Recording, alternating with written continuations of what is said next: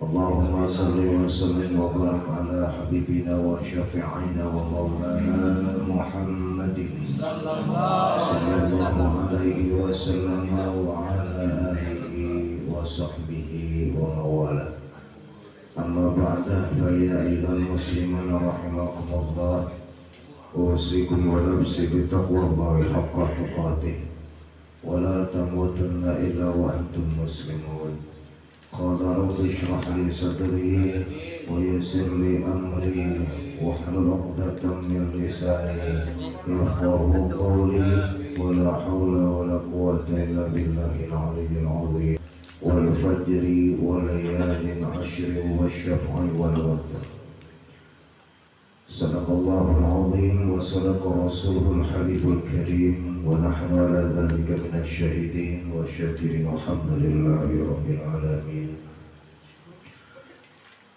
Segenap jemaah pengajian Jumat malam yang dimuliakan Allah Subhanahu wa taala.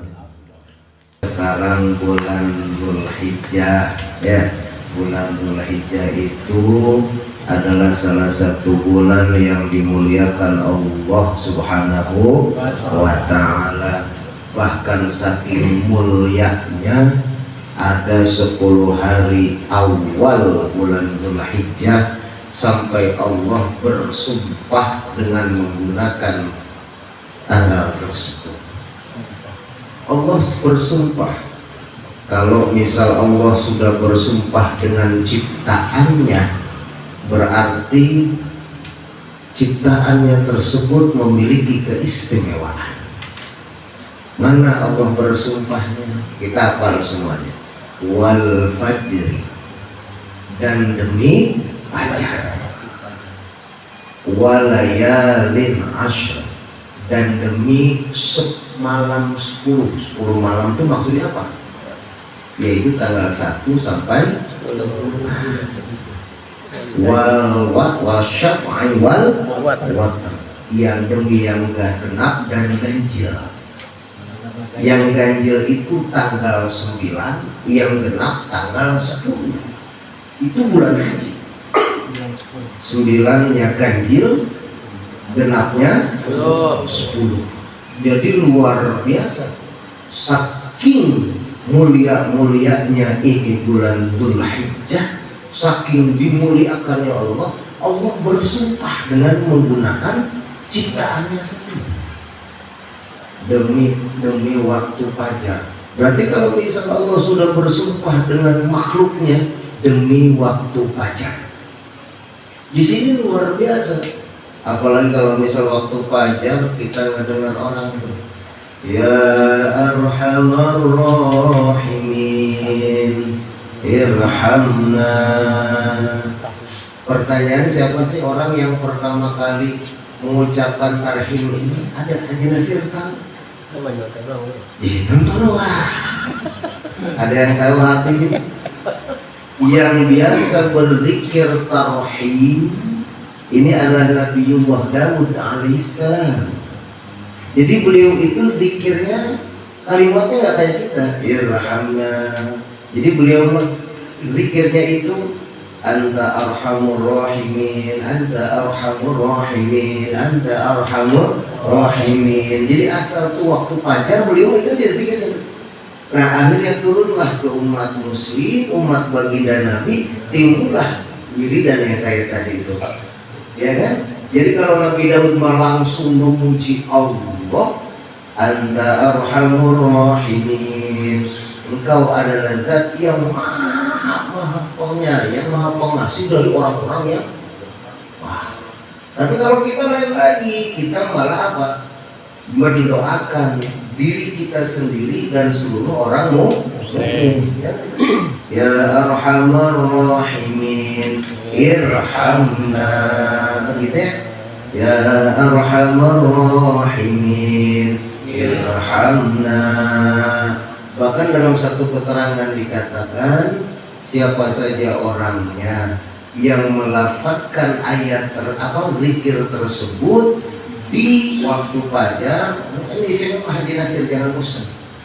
Ini istimewa Haji Nasir. siapa saja orangnya yang membaca zikir tadi itu yang biasa kita sebut dengan apa? Tarhim, maka Allah akan lindungi dirinya di hari itu dari apa? Dari kemasyakotan hati. Jadi walaupun itu rada kesal-kesal cepat hilang, gitu lah. Paham gak kira-kira? Kemudian Allah buka pintu rezeki. Rezekinya itu apa? Ingat, rezeki itu bukan uang doang, awas tuh. Kesehatan yang barokah, anak yang soleh soleha, rumah tangga yang sakinah mawaddah warahmah. Jadi inilah pentingnya. Oh kalau begitu caranya Haji Nasir doang dong yang untung, saya nggak dapat. Silakan Anda ikut juga.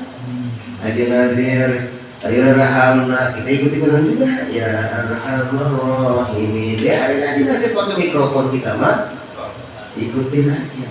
Karena itu bukan cuma sekedar buat orang yang megang speaker, bukan megang orang ini, tapi bagi orang-orang yang berpikir di waktu apa? Itu saking mulianya. Terlebih yang kedua tadi Allah bersumpah walayalin asyr, dan demi 10 malam. Artinya 10 malam itu dari tanggal 1 sampai tanggal 10. Ya.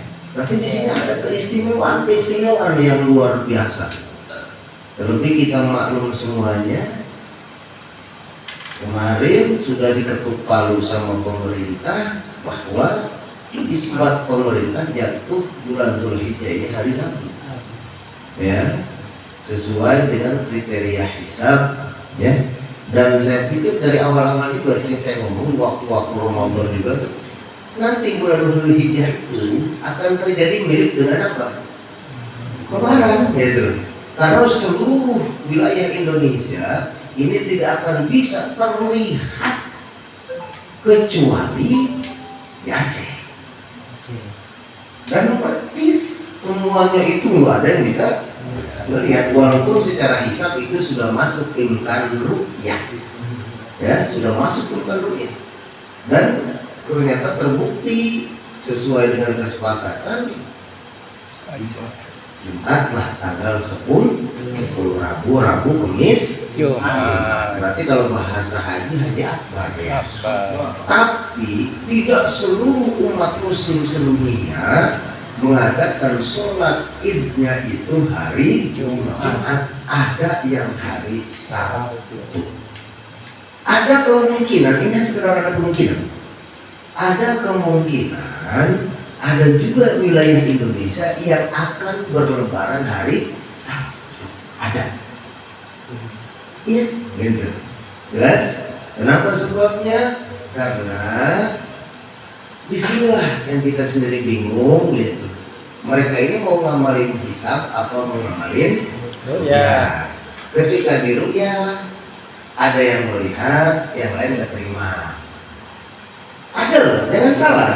Jadi kalau bisa ngikutin dunia perhisaban peru'yatan, mungkin bapak-bapak mengikutinya cuma sekedar ketok palunya apa nih?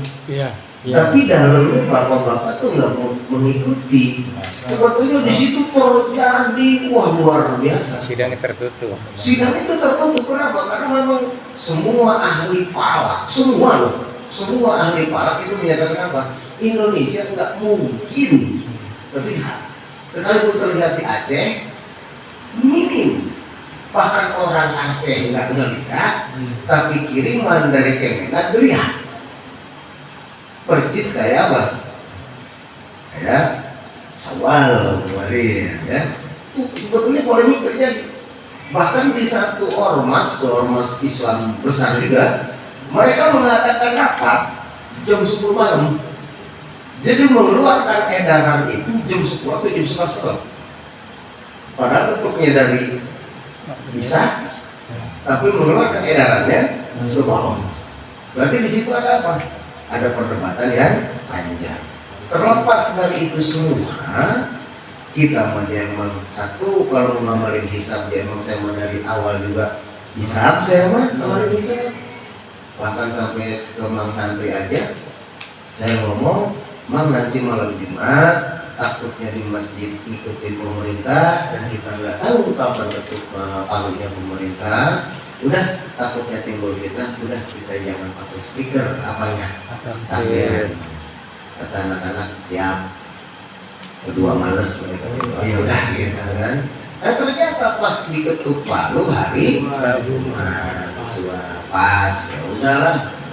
Ikutin serah karena khawatir takut timbul fitnah. Kenapa kampung besar khususnya Labuan Bandar orang yang tidak bisa menerima dengan ilmu pengetahuan, alasannya cuma sekedar agak kompak, agak demen.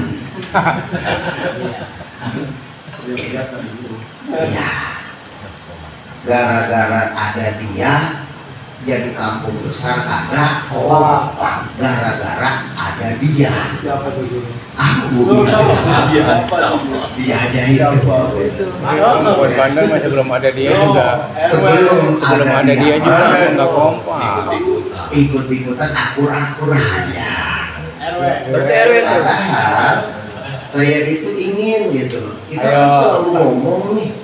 Kita itu di awal-awal sering ngomong bahwa pusat peradaban Islam khususnya di Teluk Naga kan kampung besar. Tapi kok sampai kalah sama siapa para wali?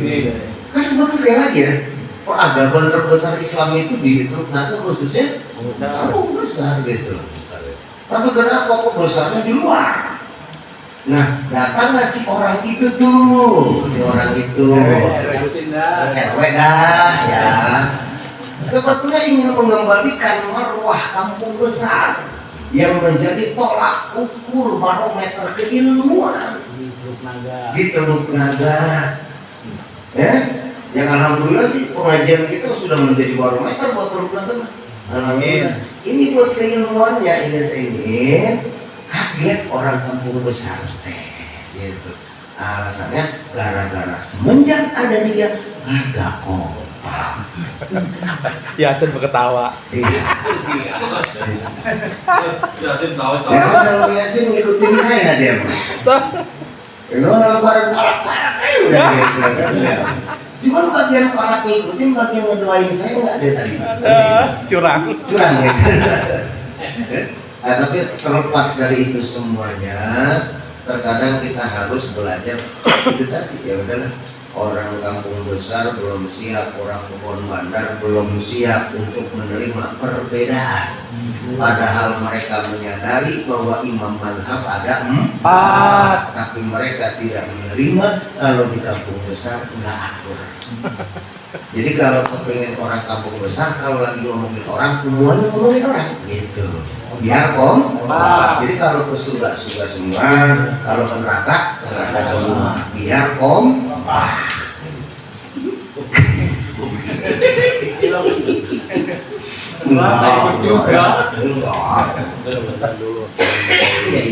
Karena ada dia aja. Gara-gara ada dia. Sebab dulu mah kagak.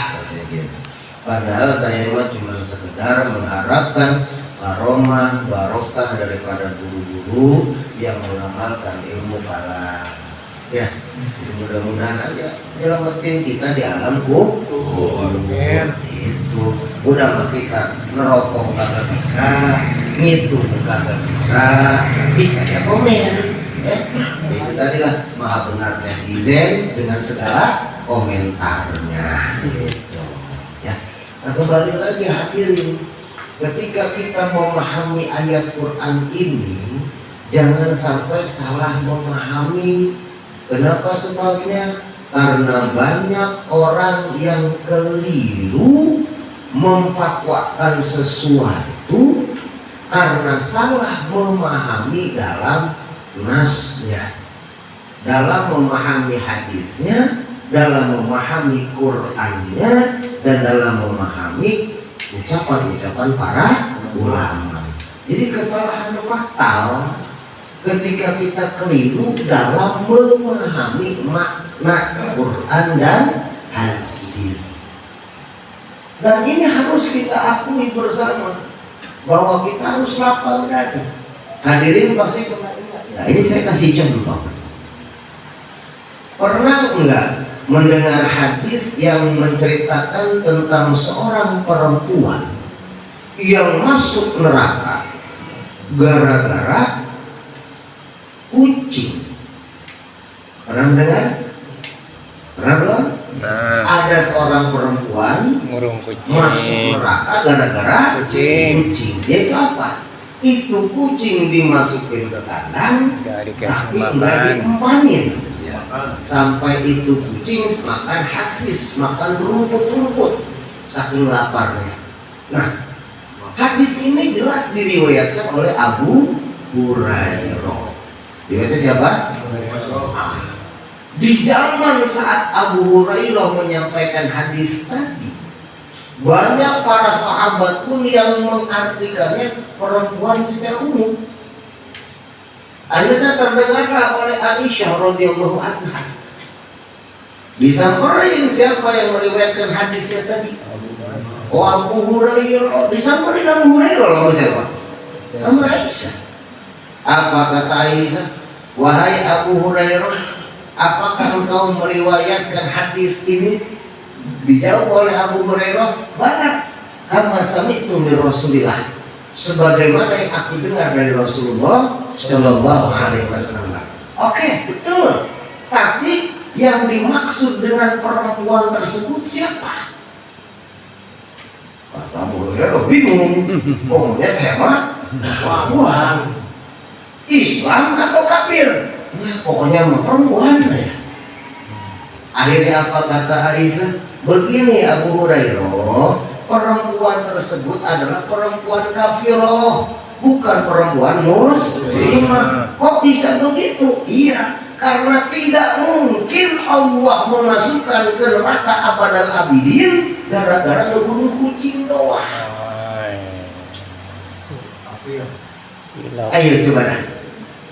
Umat Kanjeng Nabi biar kata tukang mabuk, tukang bobok, tukang tarok, tukang bohong, kelihatan ke kiri, kagak sholat, kagak puasa, kelihatan ke kiri.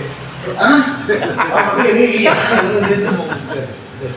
Tapi ketika di hatinya masih ada keimanan, walaupun cuma kecil, maka dia pasti akan masuk surga. Jadi perempuan di situ itu perempuan kafirah. Waduh, barulah terbuka. Nah, coba jajal kalau misal tidak ada riwayat Aisyah yang menjelaskan, berarti kan apa coba? Berarti Semua manusia terlebih perempuan yang nggak ngempanin kucing ataupun hewan, semua masuk. Makanya oleh karena itu hadirin, kebanyakan di kita juga sekarang banyak yang salah memahami dalil. Akhirnya fatwanya ngawur. Kan kalau saudara kita yang sebelah mah ya dalilnya satu doang. Wa kullu bid'atin dolalah wa kullu dolalah inna. Pokoknya setiap sesat di neraka ya. Pokoknya bid'ah sesat, yang sesat. Kalau ini kita semua di neraka semua aja urusan.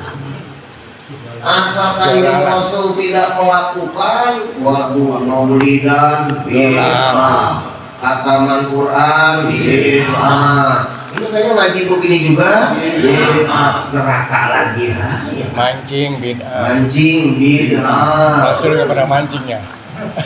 Semuanya jadi bid'ah, tapi Rasul dia pernah tidak mancing. memahami bahwa hukum itu jangan sampai dilupakan. Ada hukum adat, ada hukum ibadat, ada hukum muamalat. Hukum adat ya berarti kebiasaan, hukum ibadat ya berarti ibadah. Ibadah kebagi dua, ada mahdhah, ada ghair mahdhah. Ada juga muamalat, bagaimana hubungan interaksi sosial kita terhadap sesama. Kalau dimasukin hadis ini untuk semuanya, ya kacau balau. Tapi kan ini hadisnya sahih. Iya, hadisnya sahih, tapi cara memaknainya yang tidak sahih. Ya kalau kata gimana Jainuddin dulu, ya Jainuddin aja kalau ceramah, kalau silet ya buat apa? Nyukur kumis. Kalau golok sama kampak buat gebelah kayu. Jangan sampai kumis dibersihin sama golok atau seletin gitu. semua. Iya, betul itu hadisnya sahih. Betul itu hadisnya tajam. Tapi hadis itu jangan dimasukkan ke semuanya. Khusus tentang ibadah yang mahdoh, ibadah yang memang tuntutannya seperti itu. Johor 4, Jangan ditambahin. yang ditambahin subuh 2. Jangan kayak Kedikitan. RT sore mah subuh 4. Maghrib 7. Ditanya sama peserta, weh, mau subuh? Ini surat apa ente subuh? Mau subuh berapa? 4.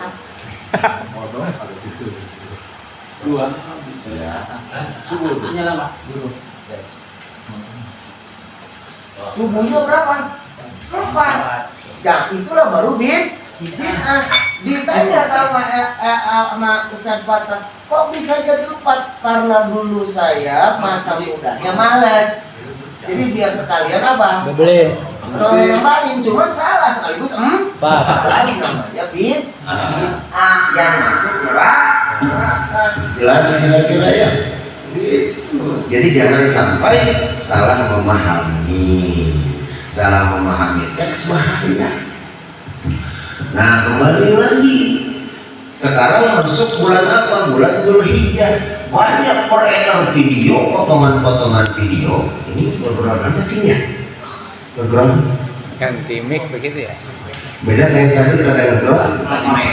Backsound. Ada dinyalain dua-duanya. Cek. Tidak terlalu background. Kalau tadi background banget. Ya. Nggak bedanya kayak gini. Pernah nggak kedengar?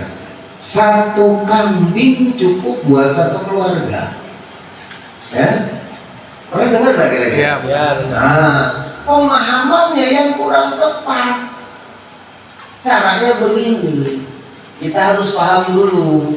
Hukum itu ada fardu, ada sunnah. Pahamin baik-baik dong. Ada fardu ain, ada fardu kifayah. Sunnah juga ada sunnah aini, ada sunnah kifai. Artinya fardu ain benar-benar kewajiban tersebut khusus buat per orang, tidak bisa diganti. Fardu kifayah cukup, selesai, dosa hilang. Kalau sebagian ada yang mengerjakan, kayak nyolatin mayit. Nah sekarang sunnah, ada sunnah ainiyah, ada sunnah kifayah. Sunnah ainiyah itu adalah sunnah yang diberlakukan untuk per orang. Untuk per orang. Kalau sunnah kifayah, apabila sudah dilakukan oleh seseorang, maka tuntutan kesunahan tersebut sudah ditanggung oleh yang mengerjakan tadi. Kembali ke masalah kurban. Kurban itu hukumnya wajib apa sunnah? Sunnah. Sunnahnya sunnah apa? Ainiyah apa kifayah? Ayo.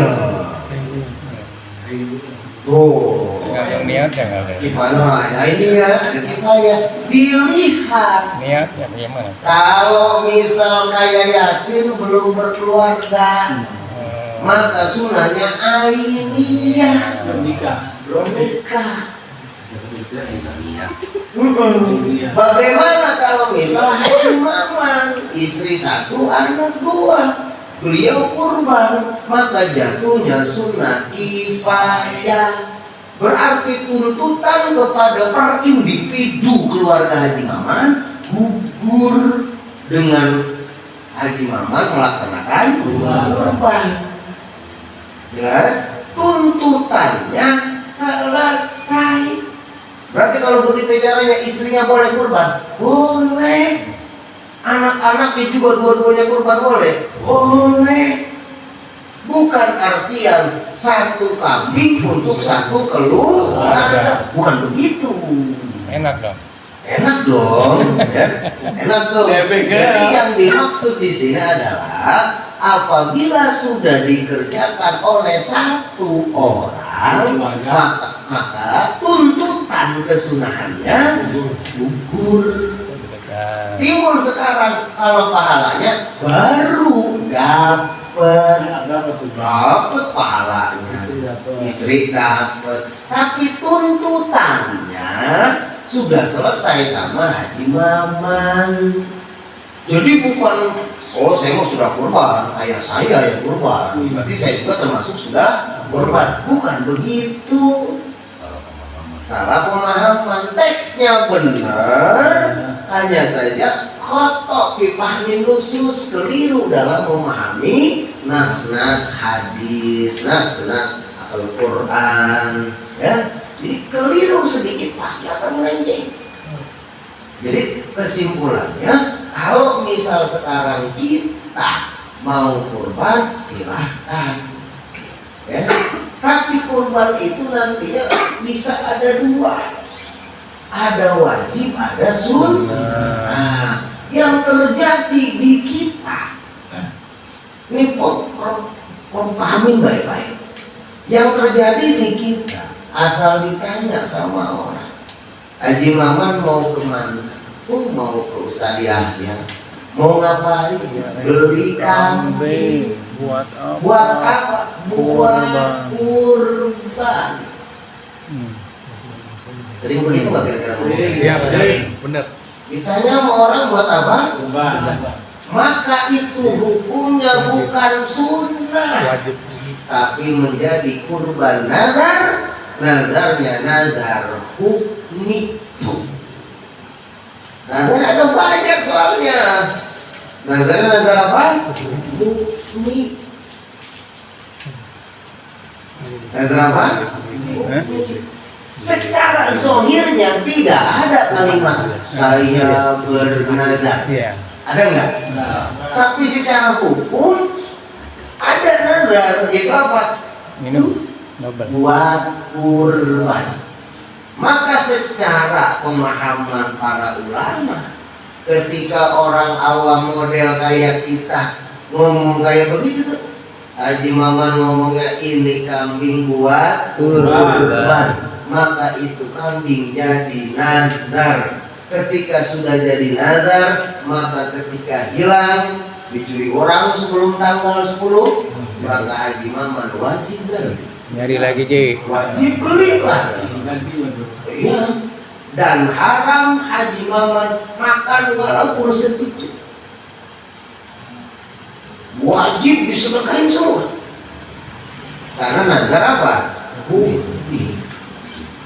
Jadi bagaimana sebagai solusinya agar kita tidak terkena apa? Nazar. Mau kemana Haji Maman? Mau ke Ustadz Yahya. Ngapain beli kambing? Buat apa? Buat dipotong. Jelas? Buat diapain? Potong. Susah. Kapan aja?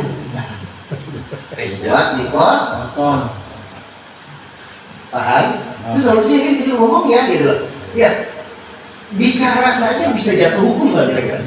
Kita nggak ada tujuan ngomong nazar, tapi ulama mengatur omongan tersebut bisa jatuh. Secara lapan bukan nazar, secara lapan. Nggak ada loh kalimat saya bernazar. Ada nggak? Ada. Makanya dikatakan nazar hukmi. Nazarnya secara hukum. Hukumnya nazar, tapi bukan nazar. Oleh karena dihukumi nazar, maka haram Haji Maman memakan daging sapi. Wajib kasih semuanya. Ya, nazar apa namanya? Hukmi. Nah, jadi solusinya gimana? Buat apa Haji Maman? Buat disembelih, buat dipotong. Udah selesai. Kapan? Mau kapan ya udah. Kalau langsung dibilang kapan dipotongnya? Nanti Idul Adha. Jatuh lagi ya. Sama. Paham nggak? Ya kan kalau potong Idul Adha ngapain?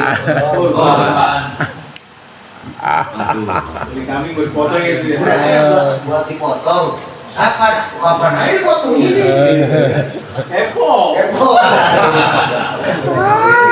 kawin. Tapi udah jelas kan tujuannya beli kambing buat. Karena kan kalau tujuan kita kurban atau bukan ya, bagaimana nanti tanggal 10 Haji Nasir beli kambing, tujuannya buat saya menernak kok, belinya kok ternak kan, beli sepasang diternakin sama Haji Nasir, dapat sebulan lah gue korban aja.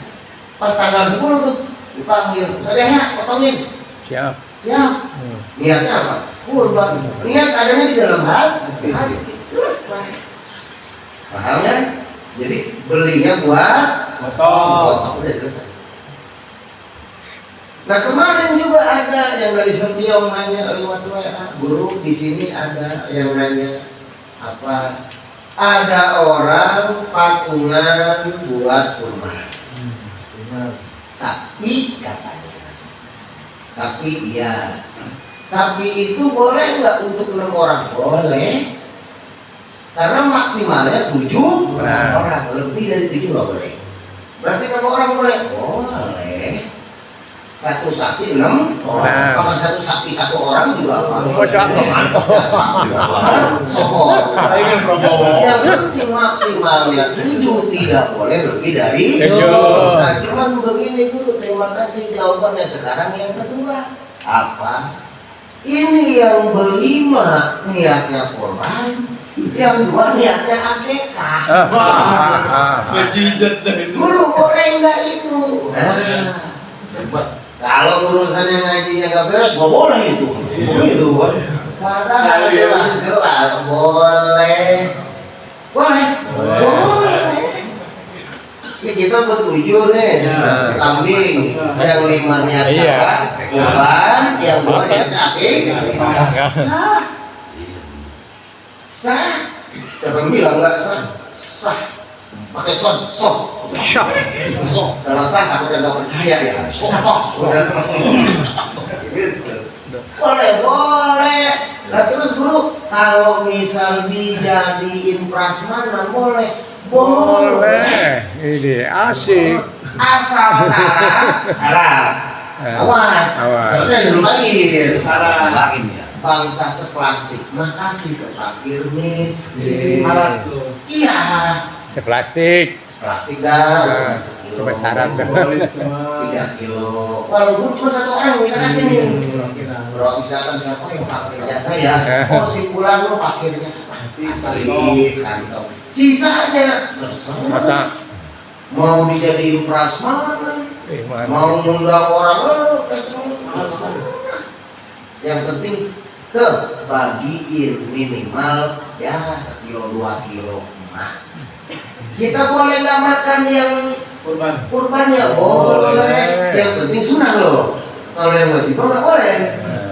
Ya, yang sunnah, yang boleh makan sunnah, memakan gitu itu sunnah. Bangsa 3 kali suapan. 3 pelongkor ya bahasanya orang Bali kan. 3 apa? 3 pelongkor tadi itu. kadang-kadang kan dapat pahala. Ya, misalkan kalau bikin sate ya 3 tusuk. Kalau daging ya 3 kepal daging. Sunnah. Bagaimana kalau dibalik, gimana? Yang dibagiin cuman sekantong, sisanya ya buat saya semua yang korban. Itu namanya rada-rada.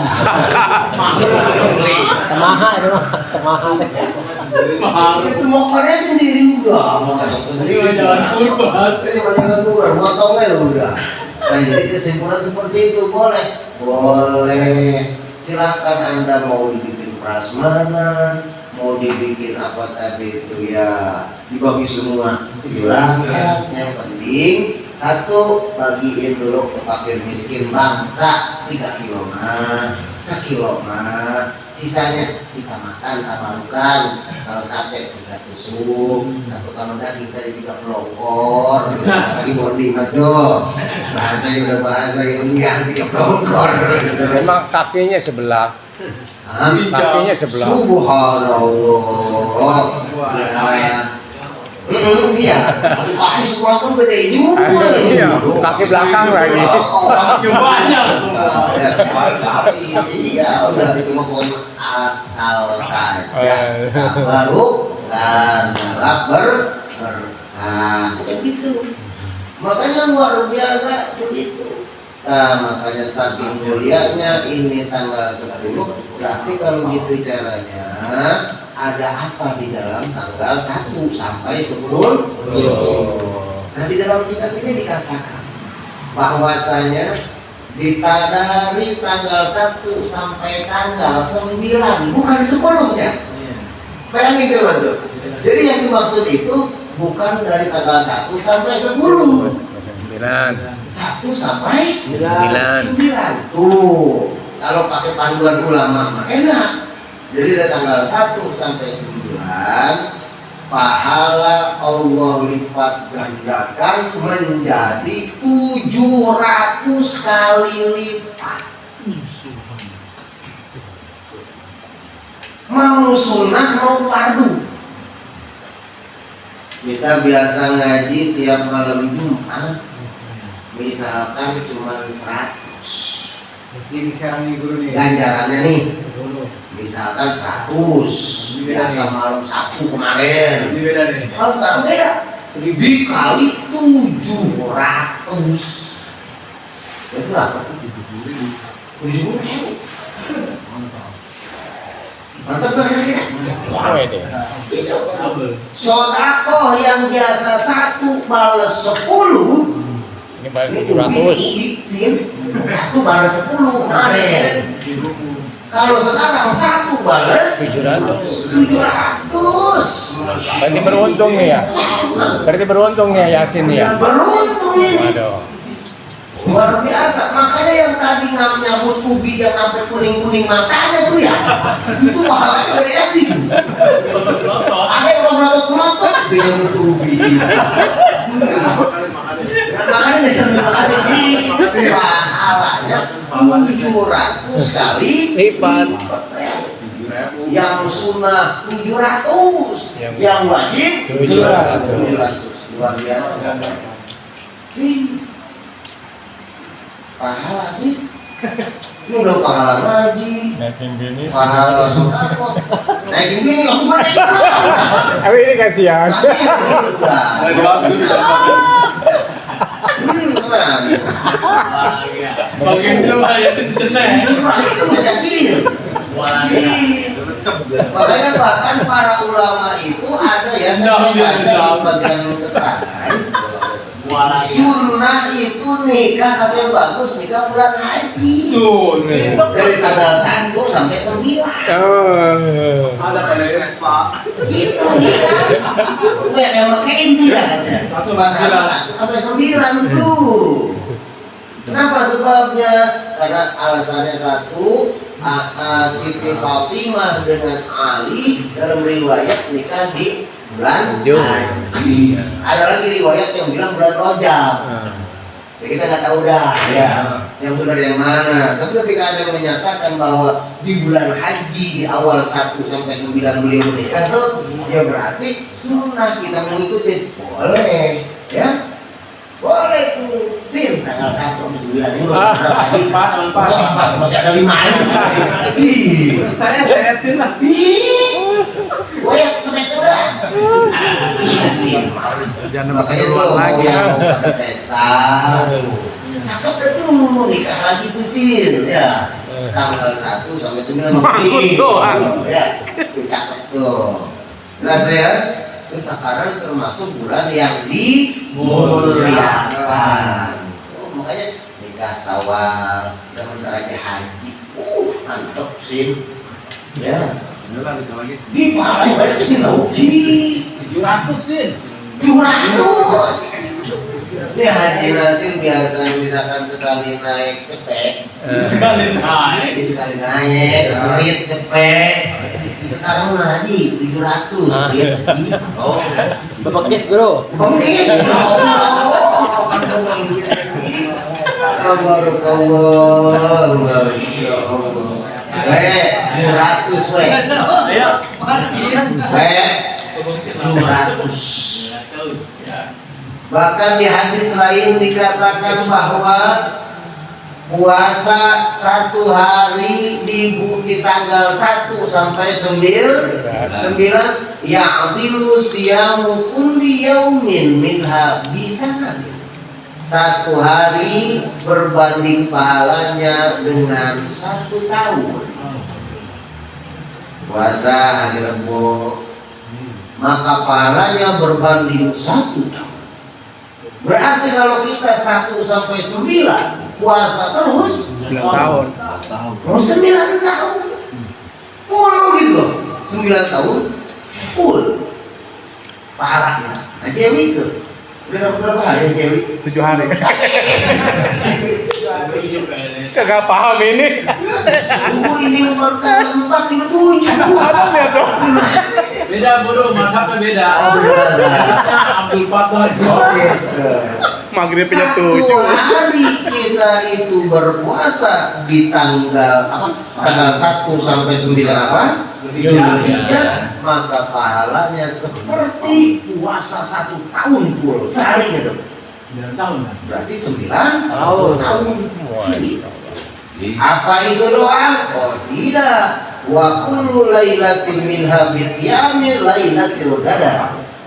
Kita sholat tahajud, sholat malam. Tahajud mah udah tidur dulu. Ya. Sholat malam aja kita nih. Ya kalau tahajud syaratnya udah apa dulu? Tidur. Ini mah kita tidur nggak bisa, tengah malam kita sholat sunnah. Namanya qiyamul lail. Bedain ya. Kalau qiyamul lail, sholat sunnah yang dilakukan sebelum tidur. Udah pokoknya sunnah. Sholat apa? Arwah soleh. Qiyamul lail. Wih, keren. 7 rakaat. Sholat sebelum tidur. Namanya apa arwah soleh? Qiyamul lail. Apa? Udah begitu. Udah begitu aja. Kalau sholat sunnah dilaksanakan di malam hari setelah bangun tidur, namanya tahajud. Ya, kita mau udah sulit buat tahajud mah. Kalau qiyamul lail mah bisa. Maka pahala melaksanakan qiyamul lail 1 malam tadi sebanding dengan 1 Lailatul Qadar. Lailatul Qadar berapa tahun? 83 tahun. Waduh. Kalau tiap malam tanggal 1 sampai 9 kita qiyamul lail terus, 83 tahun kali 9. Itu juga kakak kita di sini. Hitungan rakaatnya. Pokoknya itu sekitar kita qiyamul lail 2 rakaat minimal. Tahun. Satu Lailatul Qadar, bukan 1 tahun. Maksudnya 1 ibarat atau 1 rakaat tuh. Iya. Paham nggak kira-kira itu? Kabar Allah, Masya Allah, pahala. Allah hambur-hamburin tuh di tanggal 1 sampai 9. Ya. Udah pokoknya kalau kata bahasa tinggal lagi nombok, malaikat udah urusannya. Nulis urusannya gitu. Malaikat nombok. Kan nomor Banyak kan bayaran. Pokoknya malaikat udah capek, udah semua lu dah, gitu tuh. Capek udah.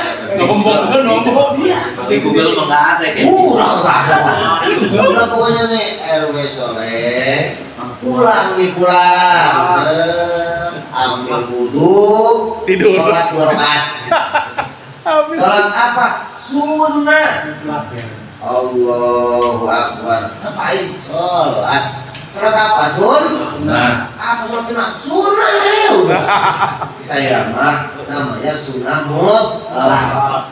2 rakaat tadi Masya Allah sebanding dengan ibadah yang kita kerjakan di Lailatul Qadar 83 tahun kali 9. Menang banyak udah. Udah berapa bilangin nombok malaikat. Udah Allah awur-awurin deh pahala. Disawer. Udah disawer, udah siapa yang mau tahu?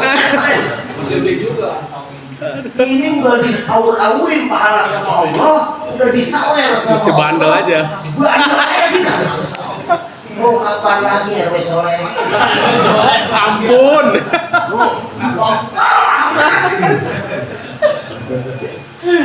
Dan bahkan hadirin, doa yang dipanjatkan di tanggal 1 sampai 9 diijabah oleh Allah Subhanahu wa Ta'ala, karena ada 5 malam yang diijabah oleh Allah, salah satunya malam Lailatul Qadar, dan itu tanggal 1 sampai 9 Dzulhijjah. Jam berapa? Jamnya mah dirahasiain sama Allah. Jamnya mah dirahasiain. Tapi waktunya dari maghrib sampai subuh. Kapan? Wallahu a'lam. Iya. Kita berdoa di waktu itu, dunia akhirat qabul ijabatul jadir, sakit juga. Kalau pas apanya? Waktunya. Kapan? Dirahasiain. Pan pakai dirahasiain segala, Guru, biar kita semangat ibadahnya. Kalau ditentuin mah jam 12 ntar aja lah. Bejijat. Si lama.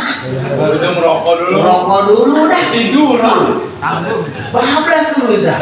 Apa sekarang yang tidur malam hari? Tuh luar biasa RW Soleh. Udah pahala dilipat gandai. Doa diijabah. Qiyamul lail semakin dengan Lailatul Qadar. Di RW Soleh kapan kawin lagi? Boro-boro. Udah nggak kuat. Bulan haji. Ini bulan apa? Mei. Habis haji. Sunahnya haji. Bahkan hadirin, mungkin ini yang pernah berangkat haji dan mudah-mudahan yang mau Allah jadiin calon haji. Ini masih ada di dalam kitab karya Ibnu Athaillah. Ketika kita wukuf di Arafah, kemudian setelah wukuf kita ngambil batu di mana? Cakep ya sadar betul. Ya, kita itu di Arafah nggak ngambil apa? Batu, enggak. Ngambil batu di mana? Baik. Nanti kalau Allah takdirkan kita lagi wukuf di Arafah, Allah takdirkan kita lagi wukuf di Arafah, ambil aja batu 7, tapi awas ngambil doang. Ngambil 7, baca. Di dalam kitab itu dikatakan Ibnu Athaillah, inni asyhadu alla ilaha illallah. Kalau itu gitu, satu dia taruh, satu lagi ambil. Inni asyhadu alla ilaha illallah wa asyhadu anna Muhammadan Rasulullah. Baca syahadat. Paham enggak kira-kira tuh? Sampai 7 kali batu taruh yang di bawah itu. Pendem lagi di situ. Di Arafah. Pendem lagi di Arafah. Kita ngambil di Arafah. Pendem lagi di Arafah. Jangan dibawa pulang. Kenapa? Satu, ada kepercayaan di keluarga, di para guru. Ini kepercayaan para guru. Itu akan mengembalikan kita lagi untuk bisa wukuf di sana. Amin. Begitu. Ya, ini bukan keterangan kita. Kalau yang tadinya awal itu tadi itu. Jadi ada kepercayaan dari beberapa guru, mereka menyatakan bahwa itu akan menjadi magnet buat kita. Jadi kita tarik lagi gitu. Tapi kalau di dalam kitab Ibnu Athaillah tadi Miftahul Fala Sudur, bahwasanya ada seorang ulama melakukan hal tersebut. Kalau bahasa kita mah gini, ambil batu, wahai batu, saksikanlah, aku bersaksi tiada Tuhan selain Allah dan Nabi Muhammad adalah utusan Allah. Itu satu, ditaruh batu, diambil lagi, itu satu lagi, sampai 7 batu. Sampai 7 batu. Kalimatnya sama, wahai batu, saksikanlah bahwa aku bersaksi tiada Tuhan selain Allah dan aku bersaksi Nabi Muhammad utusan Allah. Itu bahasa Arabnya tadi. Paham enggak kira-kira tuh? Iya, kan? Saksikanlah wahai batu. Jadi dia ngomong batu. Batu tuh ditaruh lagi tuh batu 7-7-nya. Ternyata malamnya dia capek. Ini Ibnu Athaillah yang menceritakan. Ibnu Athaillah itu pengarang hikam, ya. Beliau menceritakan. Kemudian mimpi ini ulama seolah-olah terjadi kiamat. Dan itu ulama masuk ke neraka. Ulama masuk neraka sih, apalagi kita sini ya. Digiring masuk ke pintu neraka. Udah pasrah itu ulama. Kenapa bisa jadi saya mengaji bukan karena Allah? Bisa jadi saya nyari ilmu bukan karena Allah, udah pasrah. Tapi ketika dia mau masuk ke pintu neraka yang satu, itu langsung tertahan oleh sebatu. Ada batu turun, belum? Itu pintu tutup. Tutup batu. Malaikat semuanya nggak bisa ngangkat. Pindahin ke pintu kedua. Karena kan neraka itu pintunya 7. Terus begitu dari pintu 1, pintu 2, pintu 3, asal dimasukin batu nol, dia nggak jadi masuk. Apa pintu ke-7 itu orang mau dimasukin ke neraka langsung tertutup lagi sama apa? Batu. Akhirnya para malaikat lapor ke mana? Allah. Lapor ke hadratillah, ya Allah, ini orang mau dimasukin ke neraka, tapi asal mau masuk itu ada aja batu, kami nggak mampu buat angkatnya. Batu kecil tapi nggak bisa apa, diangkat dan berubah menjadi besar. Apa kata Allah? Wahai para malaikatku, aku ridho terhadap persaksian orang tadi terhadap batu. Bayangin coba. Jadi dia mau bersaksi di hadapan batu, bahwasanya apa? Ya, aku bersaksi. Jadi kalau bahasa kita saksiin batu, begitu tuh, bahwa aku bersaksi tidak ada Tuhan selain Allah, dan aku bersaksi Nabi Muhammad utusan Allah, dan aku ridho dengan kalimat tadi. Jadi si batu tadi pun membela orang tersebut. Batunya saja membela, apalagi aku yang dipersaksikan oleh orang tadi. Kamu udah kira-kira batu aja ngebelain sebagai saksi, apalagi aku yang dipersaksikan. Maka saksikanlah oleh kalian para malaikatku, aku ridho, aku ikhlas, ini hamba masuk ke surga. Ya Allah, gara-gara apa? Tuh. Bahkan kalau misalnya di kisah sufi ada yang lebih lucu lagi. Ada yang lebih lucu lagi, hadirin, masya Allah, tabarakallah. Ada orang, contohlah kita lah jamaah kita nih Al-Hidayah. Ya, Yasin masuk, berigiring ke neraka ya. Assalamualaikum, kata malaikat. Paru salam-salam juga. Malaikat dilawan. Aku bilang, Yasin tetap bilang apa? Assalamualaikum. Hah? Pak? Wih, jawab belum? Di sini tempat siksaan. Sebab salam itu artinya apa? Keselamatan. Saya juga tahu. Assalamualaikum. Udah 3 kali lu jawab, dosa. Sedangkan apa neraka tempatnya orang-orang berdosa. Kata malaikat apa? Ya udah tuh, waalaikumsalam. Nah, kalau begitu saya nggak masuk kan? Karena udah selamat, dijawab sama Anda. Protes dia sama Allah. Atau lu yang belum. Udah sia-sia masuk di mana? Ke surga. Dimasukin ke neraka juga percuma. Cuma kenapa? Lah selamat ya. Kenapa? Karena kamu yang sudah mendoakan. Waalaikumsalam. Berarti udah selamat sama malaikat. Ini masukin ke neraka juga pasti selamat. Percuma kamu tenaga malaikat. Udah keluarin aja udah. Masuk ke surga dari nama Ramsin. Salam doang, makanya jangan pelit untuk mengucapkan salam. Tuh, ya jangan pelit, makanya pelit. Assalamualaikum warahmatullahi wabarakatuh. Waalaikumsalam.